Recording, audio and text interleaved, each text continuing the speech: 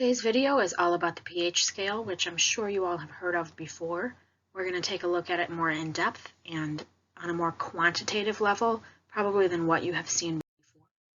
Okay, so you should recognize this picture from earlier in this presentation, and again, I'm sure you've seen representations of the pH scale as well, so you can recall any substance with a high pH, okay, 7 or above is basic.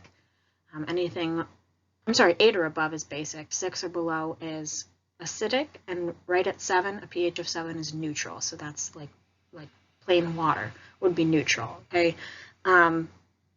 So we qualified that earlier, right? We said, acids taste sour, bases taste bitter, bases feel slippery, okay? But how can we quantify that? How do we, what determines that, lemons have a pH of 2 while potatoes only have a pH of 6. Okay, what determines that quantitatively? Well, to do that, we use pH, okay, which is technically a measure of the hydronium or the hydrogen ion concentration. Okay, you'll recall from the last lecture that hydronium is H3O+, and it's used synonymously with H+. Okay, I typically go with H+, again, because it's shorter to write. So pH is dependent on that hydronium ion or that hydrogen ion concentration, okay? And this letter P, when you see P in chemistry before anything, you guys, P is the negative log of something, okay? So in this case, pH is the negative logarithm of that hydrogen ion concentration, okay? And we have a little rule regarding logarithms and sig figs, so we haven't talked about this rule yet because it really only applies in this chapter, and it's pretty straightforward. It's just a little bit, it's like super weird compared to the other sig fig rules that are now deeply ingrained in our minds. Okay, so when you are solving a logarithm problem, the number of decimal places for that logarithm, so that means the number of decimals after, the number of digits after the decimal place, which is technically called the mantissa. The number of digits after the decimal place must be equal to the number of sig figs in the number that you took the logarithm of. Okay, so here's an example of that using the formula above, the pH and the negative log of the hydrogen ion concentration. If our hydrogen ion concentration is 1.0 times 10 to the negative fifth, okay, we can see in that original number there are two significant figures, right? 1.0. Okay, so what that means is when you take the logarithm of that, you need to have two significant figures after the decimal place. Okay, so whatever's in front of the decimal place, whatever will be, will be. Okay, but that means you would have two digits after the decimal. So that would look like this. When you plug that into your calculator, if you take the negative logarithm of 1.0 times 10 to the negative fifth, you get 5. Okay, but according to our logarithm sig fig rule here, the pH would be 5.00 because there were two sig figs in your original number, so that mantissa, or the digits after the decimal place, needs to be 2 as well. Okay, so typically in pH problems, it's going to be 2 or 3 digits past the decimal, depending on, again, how many sig figs are in your hydrogen ion concentration. Okay, so how do we calculate the pH? Okay, well, it's really easy for strong acids and strong bases. Okay, and you'll recall I gave you a list of strong acids and strong bases. You got to know them. Okay, anything not on that list is considered weak. So if you have a strong acid or a strong base, it's really easy. For strong acids, again, the pH is going to be equal to the negative logarithm of that hydrogen ion concentration. Okay, that hydrogen ion concentration will either be given to you, or you'll have to think about how does this ionic compound dissociate in water, and what's the mole ratio between, the concentration of the original acid and, how many hydrogen ions it gives off. Okay, so, but you can usually determine hydrogen ion concentration pretty easily. Okay, and the pH is equal to the negative logarithm of that. Okay, strong acids are as straightforward as this gets, you guys. It's just, you find the hydrogen ion concentration, plug in, take the negative log, and find the pH. They're like So easy, okay? Strong base is a little more complicated, okay, because, again, strong bases don't give off hydrogen ions, do they? Heck no, they don't. Typically, we're going to be dealing with ones that give off hydroxide ions instead, okay? So what we can calculate with this is we can first find what we call the POH, okay, OH for hydroxide ions, which are given off in a base, okay? Makes sense.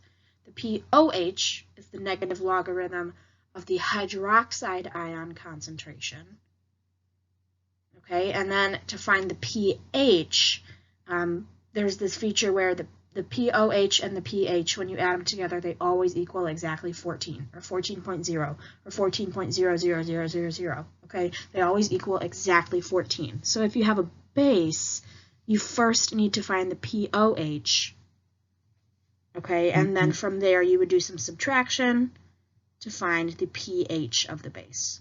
Okay, so strong bases are another kind of extra step, but as long as you remember that the POH and the pH add together to equal 14, you are in the clear.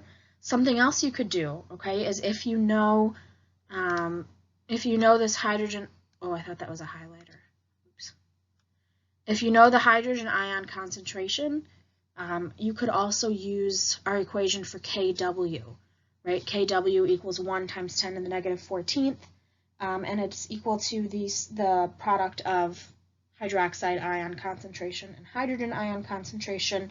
So that's kind of two different ways that you could go about finding the concentration of H+. And I'll do some sample problems where I work through it both ways, and we can verify that we should in fact be getting the same answer, whether you use this POH and pH together equals 14, or you go back and use your Kw expression.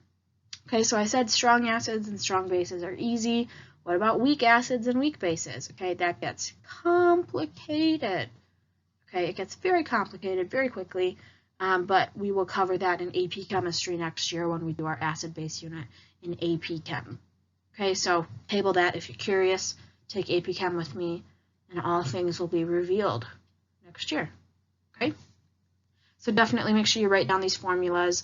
You're going to have to memorize them, but by the time you do your OWL and you go through the practice problems here, it'll come pretty quickly.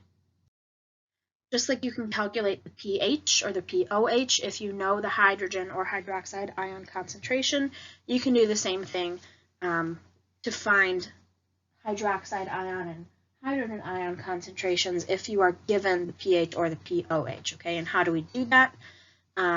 So what if we know the pH and we want to find hydroxide or hydrogen ion concentration? Well, okay, through the math of logarithms, which I will be straight up with you guys, I don't ever remember retaining what I learned about logarithms. It's just one of those concepts that never clicked, and the only time I've had to use it in my professional life is to solve pH problems, okay? So guess what? What I know about logarithms is how to enter them in my calculator, okay? And otherwise I have memorized, the formulas I need for them, okay? But I heard that one of your classes is covering logarithms kind of right now, so that's sort of perfect, right? You're learning that simultaneously with pH, which is good. Maybe you'll understand it, and if you feel like tutoring me, I probably should know more about the math behind logarithms, okay? But, alas, here we are, and I don't teach math, okay? God bless your math teachers.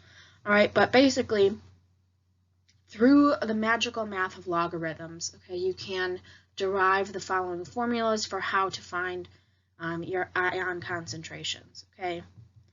The hydrogen ion concentration is equal to 10 raised to the negative pH. Okay, so if you know the pH, you would plug it in, 10 to the negative pH, and that's your hydrogen ion. And 10 to the negative POH would be your hydroxide ion concentration.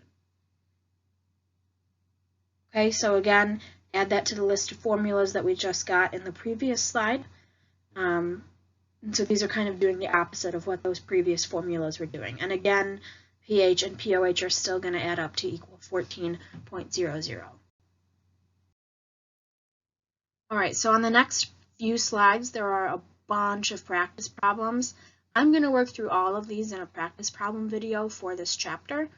Okay, so a lot of them you guys try it first, skip around in the video, see if you got the right answer. Okay, these are pretty straightforward, but the biggest part is, always taking it from a word problem and figuring out how to apply the formulas that we've learned. So again, I'm going to work through these in our sample problem video for 16.2. Okay. It's just practice problems calculating the pH for strong acids and strong bases. Look at this.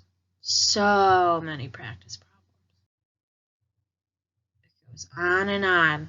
Okay, you're going to get a lot of good practice here. Okay, this is the last slide for 16.2, and that is how do we measure the pH? Okay, how do we figure out what it would be? Well, oftentimes we use what we call indicators. Okay, indicators are substances that exhibit different colors depending on the solution that they're in. So sometimes, in acidic or basic solutions, they change color. So the most common one that I have used and that we will use, you'll use it in an OWL simulation. The virtual lab that we're going to do uses this indicator is phenolphthalein. Okay, phenolphthalein. It's like a FTH sound. Phenolphthalein. Okay, and you can see that right here around a pH of 8. It goes from having no color to like a light pink color. Okay, so when we do titrations, which we'll talk about next chapter, oftentimes the indicator that we use to tell when something has turned from acidic to basic is phenolphthalein.